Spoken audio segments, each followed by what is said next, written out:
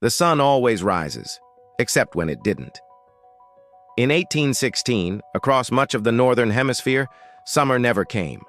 Skies stayed gray. Snow fell in June. Crops withered in the fields. People watched in disbelief as the seasons collapsed. They called it the year without a summer.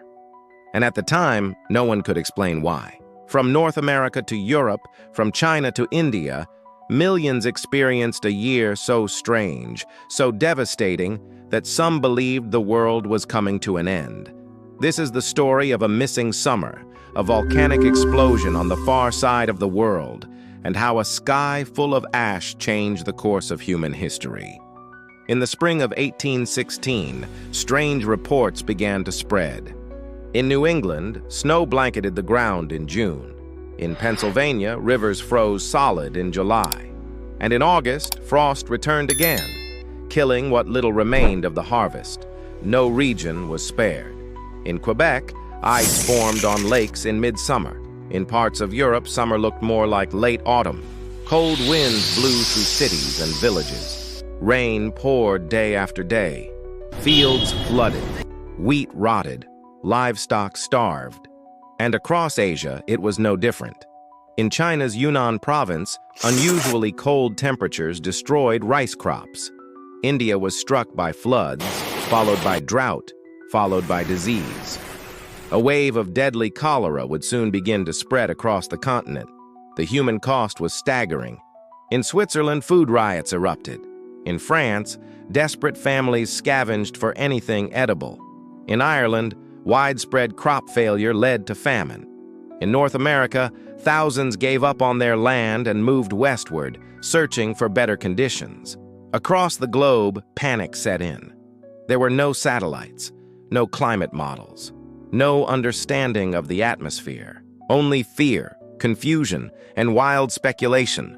Some believed the sun was dying. Others feared divine punishment. Apocalyptic sermons were delivered from church pulpits, and still the skies stayed dark.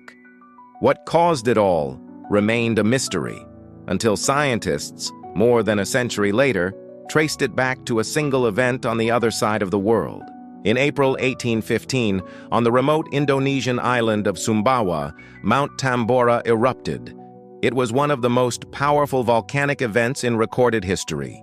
The mountain exploded with a force 10 times greater than Krakatoa. Tens of thousands were killed instantly. Entire villages vanished beneath ash. The explosion was heard over 200 miles away. But Tambora's most devastating effect couldn't be seen at first. The volcano had launched millions of tons of ash and sulfur dioxide high into the stratosphere. There, suspended above the earth, these particles formed a massive invisible shield. Sunlight was scattered. Global temperatures dropped. It was a planetary-scale sunblock, one that would linger for months. The climate effects were immediate and brutal. By the time spring arrived in the northern hemisphere, the atmospheric veil was in full effect. Sunlight dimmed, weather patterns broke, and the summer simply never came. The year without a summer didn't just bring suffering, it also left a strange cultural mark. In Geneva, Switzerland, the cold and constant storms kept a group of writers indoors.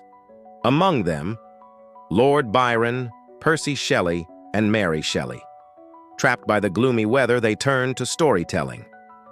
One night, a challenge was made to write a ghost story, and in that stormy, unnatural summer, Frankenstein was born. Elsewhere, strange skies and blood-red sunsets inspired painters. Others wrote about the eerie chill and failed crops in letters and diaries that survive to this day. Eventually, the skies cleared. By 1817, weather patterns began to return to normal. Crops grew again. The sun felt warm once more, but the memory of that dark year remained. Mount Tambora had killed tens of thousands with its fire, but far more with its shadow. It altered climate, moved populations, ignited famine, and helped shape art and literature.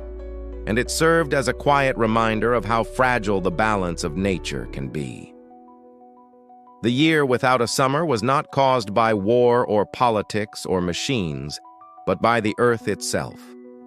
A silent force beneath the ground that reached into the sky and dimmed the sun. This is English Footing.